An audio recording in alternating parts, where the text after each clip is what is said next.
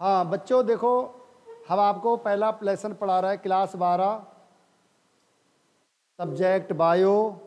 First lesson था आपका पुष्पी पादपों में लैंगिक प्रजनन।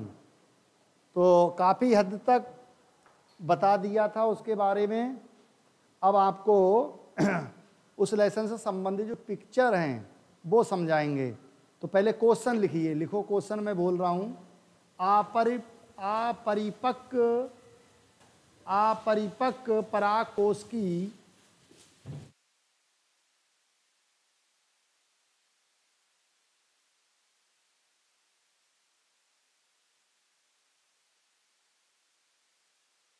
अपरिपक्व, क्वेश्चन 1 है आपका, अपरिपक्व परागकोश की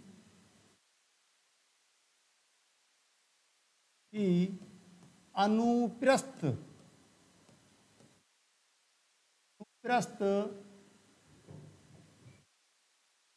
काट का नामांकित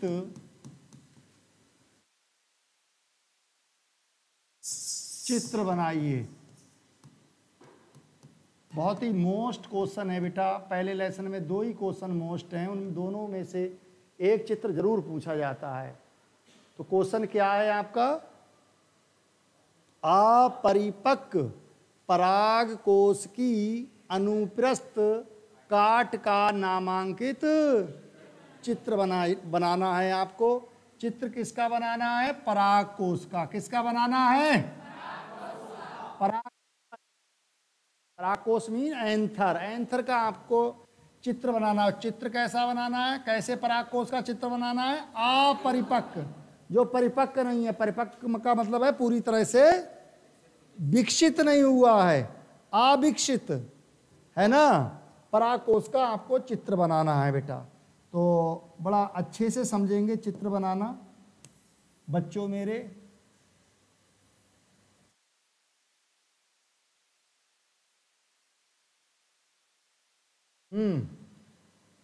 तो क्या करोगे? अपनी बीच कॉपी पे, अपनी बीच को कॉपी के बीच पृष्ठ पे क्या करना है आपको? बनाओ मेरे साथ ही। एक छोटा सा गोला खींचेंगे, ज़्यादा बड़ा गोला नहीं खींचना है। खींच लिया? फिर इसके साइड से नीचे की ओर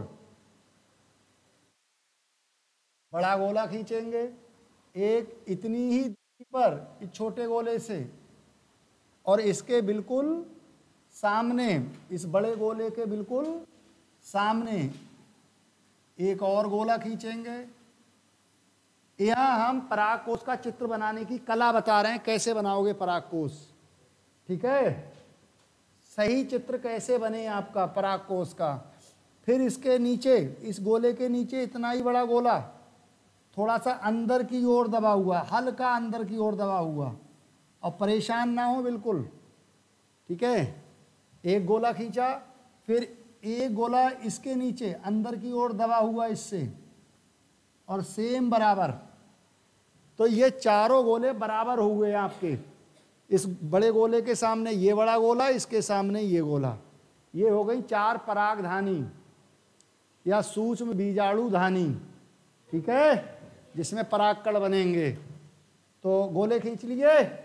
अब देखो आगे में बच्चों मेरे बेटा, अब ये क्या करोगे? ये जो है आपका सनवैन, इसके ऊपर एक बिंदु रख दिया और गोलाई ले ली हल्की सी। अब इसके सामने इतनी ही दूरी पर, इसके सामने बीच से एक बिंदु रख दिया, इसके सामने एक बिंदु रख दिया, बिल्कुल बीच से, बीच भाग से यहाँ एक बिंदु रख दिया, और इधर एक बिंदु ये रख दिया। दूरी बराबर हो जो इसकी दूरी है। इतना समझ में आ गया? अब बेटा बच्चों मेरे ध्यान दो भैया। अब इन दोनों गोलों के बीच में, बीच से थोड़ा अंदर, ज्यादा अंदर नहीं, थोड़ा अंदर एक बिंदु रखा। इन दोनों गोलों के बिल्कुल बीचों बीच में थोड़ा अंदर ये बिंदु रखा। समझ में आ गया इतना? अब देखो जो 2 गोले नीचे हैं, इन दोनों गोलों के बीचों बीच में और इन दोनों गोलों के थोड़ा सा नीचे एक बिंदु हमने ये रख दिया, एक बिंदु ये रख दिया। ये दोनों बिंदु और ये बिंदु क्या किसका चिन्ह बना रहे हैं? इसलिए का। समझ में आ गया बेटा? अब क्या करेंगे, जिस तरह से इसको आपने कर्व के रूप में मोड़ा है, ये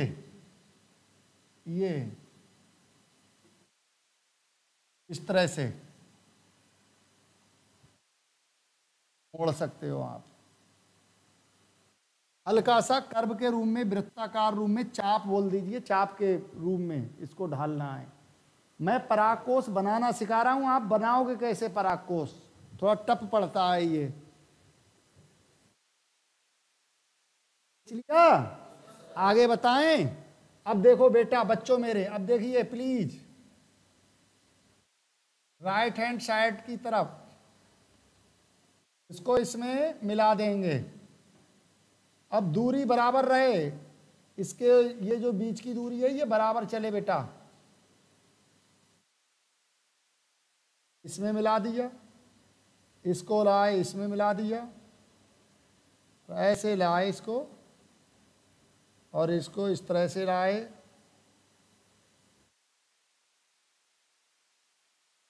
नहीं आया समझ में इतना? अब देखिए इसका बिल्कुल परागकोश बनेगा आपका, अपरिपक्व परागकोश ही बनेगा ये आपका, इस तरह से। सेम लेफ्ट हैंड साइड में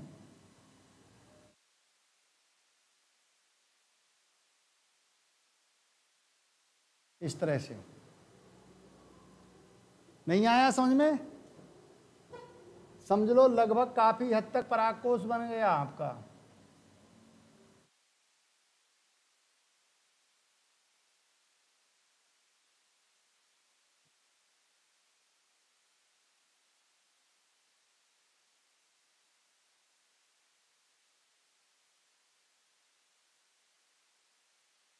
इतना समझ में आ गया बच्चों?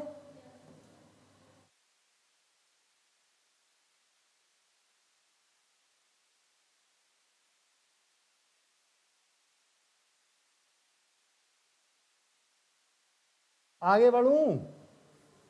अब देखिए बेटा मेरे बच्चों, अब इसके ऊपर से कुछ दूरी लेके ये पहली परत बना रहे हैं आप परागकोश की, बराबर रहे, ये बहुत ज्यादा दूरी ना हो, ये पतली परत होती है एक कोश की। ये परागकोश की जो बाह्यतम परत होती है, जिसको इंग्लिश में एपिडर्मिस बोलते हैं, ये एक कोश की ये सतत लगातार कहीं टूटती नहीं है, ये परत सतत परत होती है, एक बाह्यतम परत, जिसको इंग्लिश में एपिडर्मिस बोलते हैं। हम ये एपिडर्मिस परत बना रहे हैं जो परागकोश की सबसे बाहर की परत है।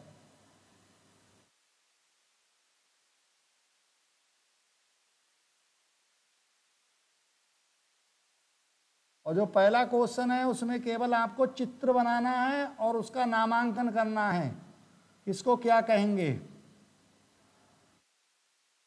पहली परत बनके तैयार हो गई परागकोश की बेटा। डिजाइन देना चाहो तो इस तरह से बीच बीच में इसको डिजाइन दे सकते हो। ये एक कोश की है, परागकोश की सबसे बाहर की परत है, इसको क्या बोलते हैं? एपिडर्मिस। मानव शरीर में या किसी भी जीव जंतु में एपिडर्मिस कौन सी परत होती है? बाह्यतम परत। और बाह्यतम परत इसको यही नहीं बोल रहे हैं, जितने भी जीव हैं दुनिया के, यहाँ तक कि आपकी सबसे जो बाहर की परत है उसको भी बाह्यतम परत बोलते हैं, त्वचा की जो बाहर की परत है, और इंग्लिश में उसे एपिडर्मिस बोलते हैं। ऐसे ही पेड़ पौधों में आपने देखा होगा, लिप्टिस का पेड़ जो छिलका छूट जाता है वो कौन सी परत है? एपिडर्मिस। ऐसे ही परागकोश में एपिडर्मिस होती है।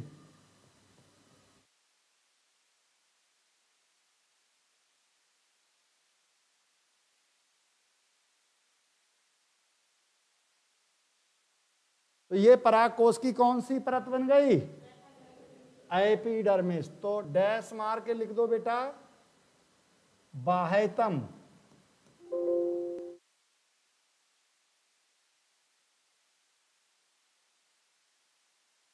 बाह्यतम परत, नीचे ब्रैकेट में एपिडर्मिस, EPIDERMIS,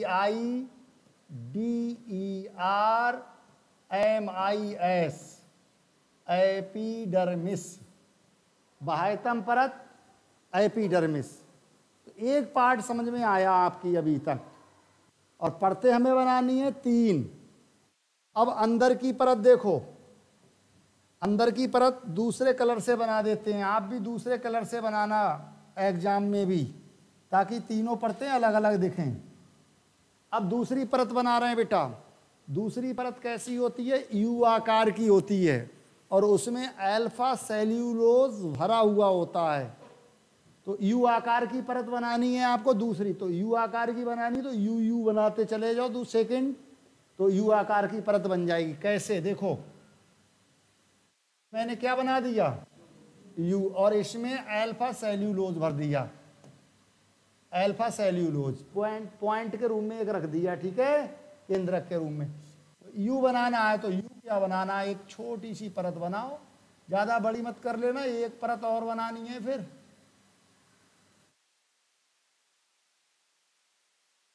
सीख लो, 2-3 बार प्रैक्टिस करोगे तो समझ में आ जाएगी। बनाओ यू,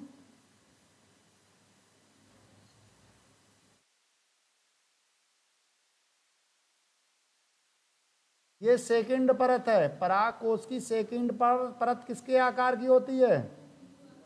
यू आकार की, जिसमें अल्फा सेल्यूलोज भरा होता है। एक एक पॉइंट समझ में आ जाएगा कि परागकण का निर्माण कैसे होता है, कैसे बनते हैं। अब इसमें क्या भरा हुआ है? Alpha cellulose.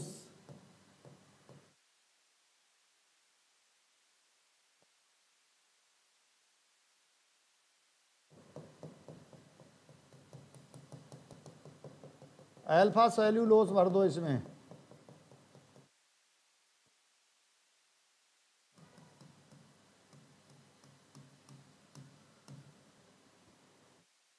ये आपकी सेकंड परत बन गई परागकोश की बेटा। और इस सेकंड परत का नाम है, इस सेकंड परत का नाम लिख लो, यहां से लिख लीजिए। इस सेकंड परत का नाम है, जो अलग कलर से है, ठीक है, इसको कहेंगे अंता भित्ति। क्या कहेंगे? हिंदी में क्या बोलोगे? अंता भित्ति। भित्ति माने परत ही है, दीवार को चाहे परत को। और ये अंता भित्ति को इंग्लिश में कहेंगे एंडोथीसियम। क्या कहेंगे?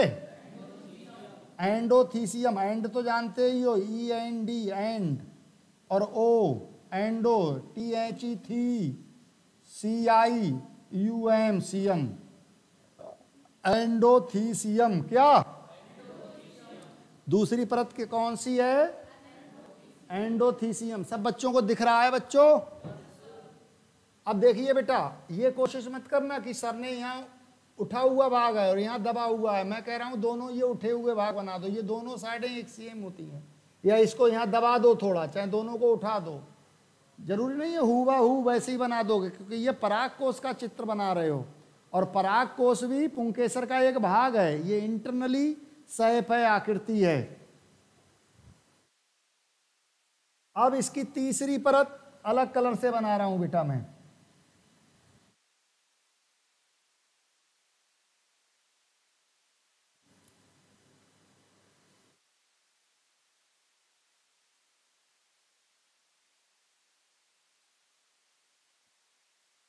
ये तीसरी परत बना रहा हूं बेटा मैं, जो इससे सटके है। इससे सटके जा रही है ये अंता भित्ति से।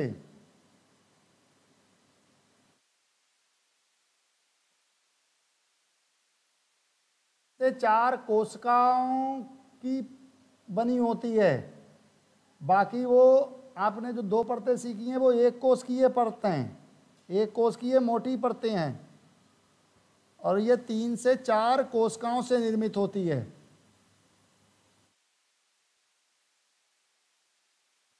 और इस तरह से बना दो थोड़ा सा और, ताकि अलग अलग परतें दिखें।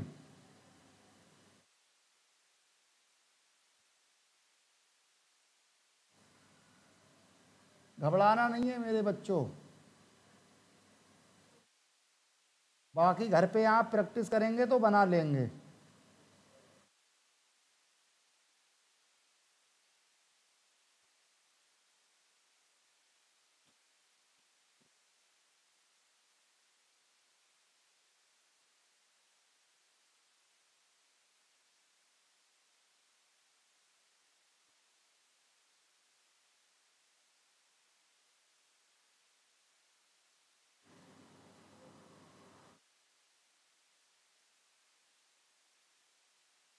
इसको भी डिजाइन का रूप दे दो, इस तरह से कट लगा दो जगह जगह, ताकि ये परत अलग दिखे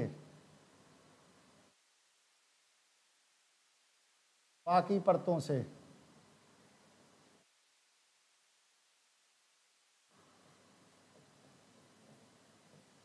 थोड़ा जल्दी बनाओ भैया, पीरियड घंटा लगने वाला है।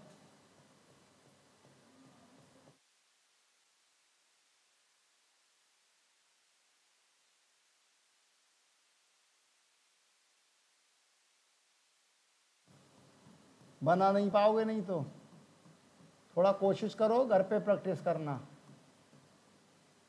ये तीसरी परत बन गई, इसको मध्य परत बोलते हैं। क्या बोलते हैं? मध्य परत।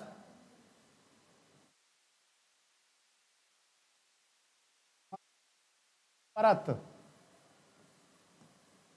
इंग्लिश में बोलोगे middle layer, MIDDLE, middle layer, LAYER, middle layer.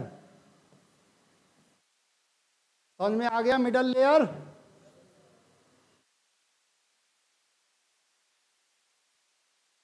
आगे देखिए प्लीज बच्चों मेरे। अब ये जो 4 गोले आप देख रहे हैं, ये परागधानी है। क्या है? इनका दूसरा नाम लघु बीजाणुधानी है। क्या नाम है? लघु बीजाणुधानी या परागधानी। तो पराग कोश में परागधानी की संख्या कितनी होती है? 4। 1 2 3 4। लघु बीजाणुधानी की संख्या कितनी होती है? 4 होती है। अब इस लघु बीजाणुधानी के चारों ओर एक परत फिर होती है। ये 4 लघु बीजाणुधानी हैं, इनके चारों ओर एक परत होती है जिसको पोषक परत बोलते हैं, इंग्लिश में टैपीटम बोलते हैं। तो पोषक परत बनाएंगे अब हम।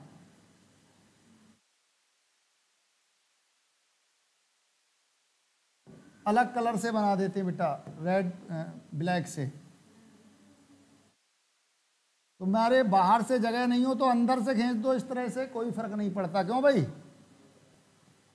कौन सी परत बन गई बताओ? टैपीटम। टैपीटम परत है, या कोई कलर और ले रहे हैं भाई? ये टैपीटम परत है। कौन सी परत है ये? परागधानी के चारों ओर, लघु बीजाणुधानी के चारों ओर जो परत होती है उसको क्या कहते हैं?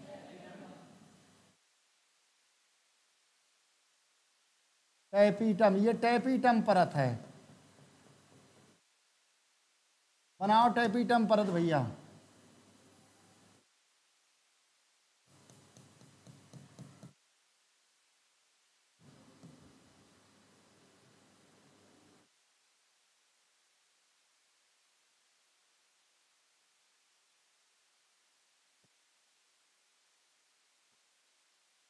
तो इस परत को क्या कहोगे? परागधानी के चारों ओर है पोषक परत। हिंदी में क्या कहेंगे? पोषक परत। पोषक माने होता है भोजन, इस परत में भोजन होता है। ठीक है, इसलिए पोषक परत कहते हैं इसे। पोषक माने भोजन देती है ये अंदर मात्र कोशिकाओं को। इंग्लिश में टैपीटम, TAPETUM,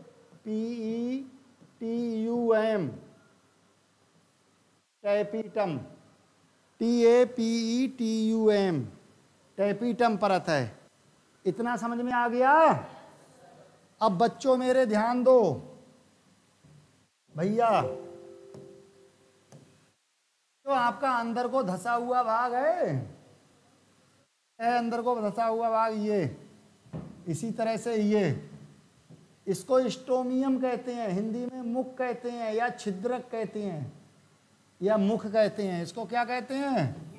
मुख। ये परागकोश का मुख है। ये दो मुख होते हैं परागकोश में, ठीक है, मुख या फिर क्या कहेंगे स्टोमियम या छिद्रक, STO स्टो MIUM स्टोमियम। ये क्या है? Stomium STOMIUM। समझ में आ गया इतना? भी समझ में आ गया इतना? आगे बढ़ूं? अब देखिए बेटा मेरे, इस परागधानी में हम बढ़ते हैं अंदर। ये परागधानी में क्या है? परागधानी में मात्र कोशिकाएं होती हैं, लघु बीजाणु मात्र कोशिकाएं। परागधानी में कौन सी कोशिकाएं होती हैं? तो लघु बीजाणु मात्र कोशिकाएं बना दो। लो, ये लघु बीजाणु मात्र कोशिकाएं हैं। जल्दी करो यार। लघु बीजाणु मात्र कोशिकाएं होती हैं। क्या होती हैं? लघु बीजाणु मात्र कोशिकाएं।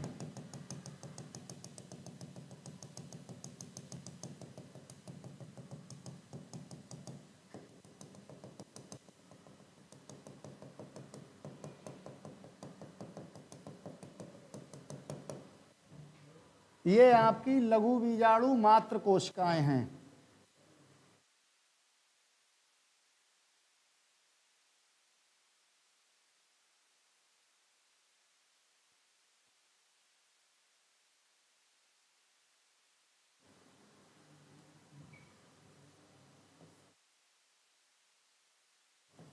लघु बीजाणु मात्र कोशिकाएं।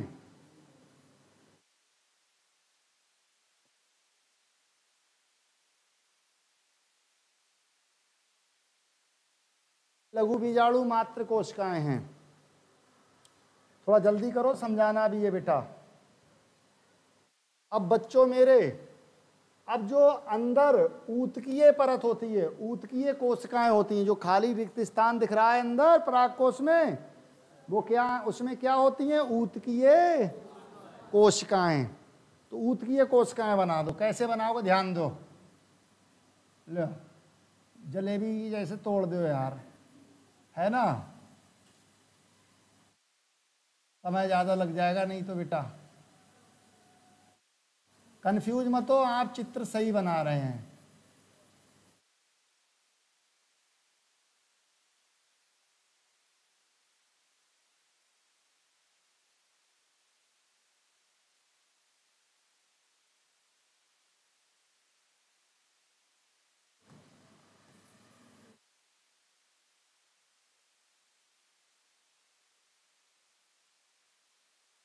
तो ऊतकीय कोशिकाओं से बनी परत है। ऊतकीय कोशिकाएं हैं एक प्रकार से।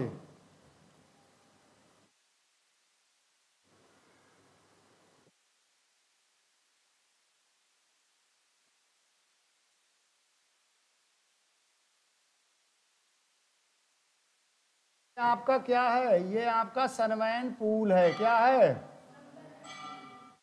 सनवैन पूल। 2 मिनट रुके रहेंगे, ठीक है?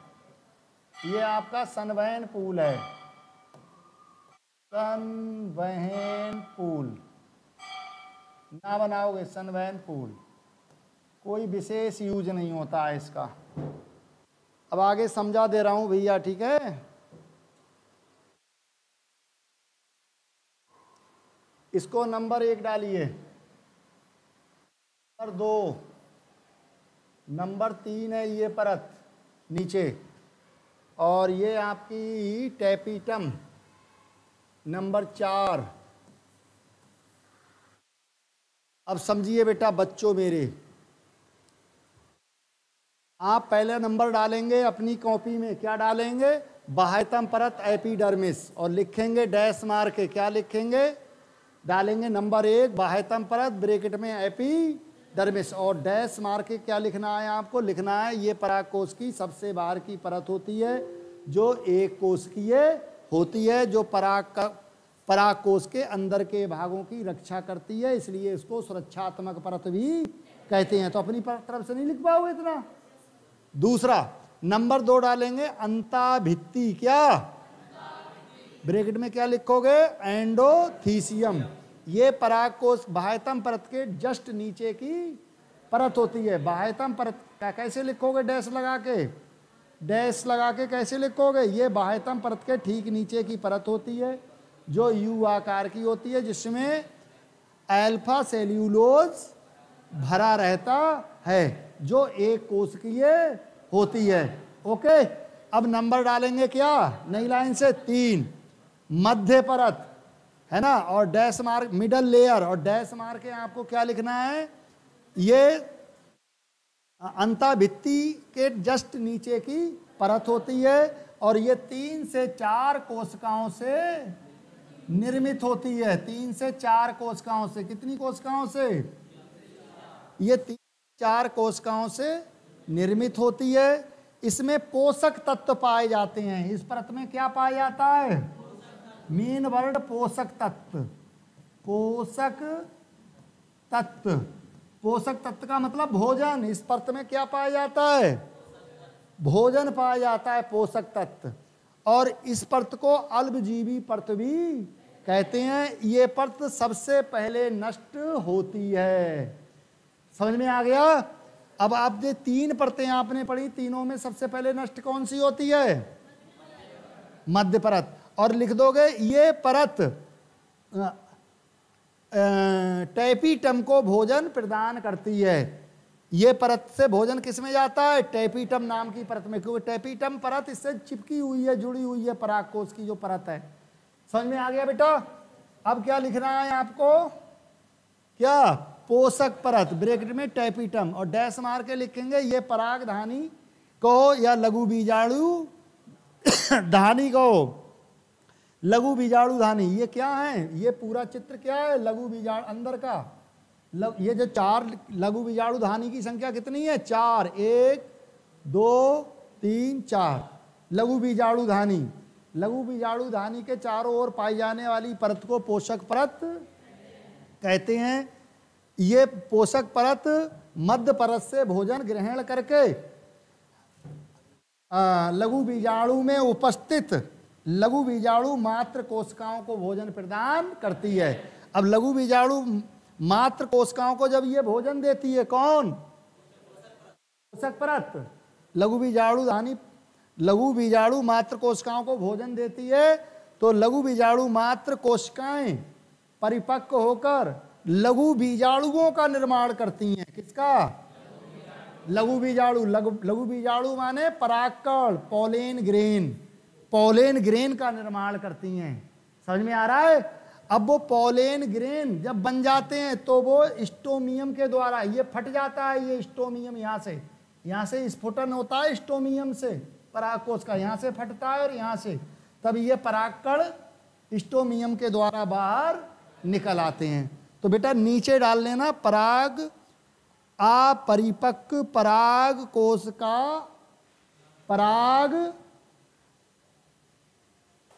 कोश की अनुप्रस्थ काट का चित्र। क्या डालोगे नीचे हेडिंग जो मैंने लिखाया है, अपरिपक्व पराग कोश की अनुप्रस्थ काट का चित्र हो गया, और उसके बारे में लिख के लाओगे।